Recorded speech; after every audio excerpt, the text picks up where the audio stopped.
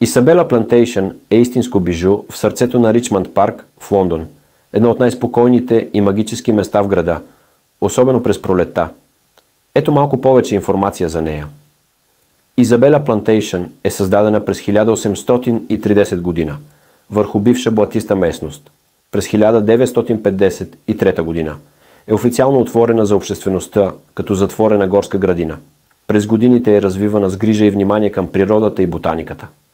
Тя е особено известна с зашеметяващите си азалии и рододендрони, които през април и май буквално озаряват градината с наситени цветове – розово, червено, бяло, лилаво. Освен това има и множество редки или екзотични растения, като камелии, магноли и японски кленове, както и прекрасни водни растения около поточетата и езерата. Пейзажът е проектиран да изглежда естествен, макар че е поддържан с голяма прецизност. Малки дървени мостчета, уединени пътеки и водни потоци създават приказна атмосфера. През пролетта и лятото градината е като оживяла картина. През последните години се полагат специални усилия за устойчиво управление на градината.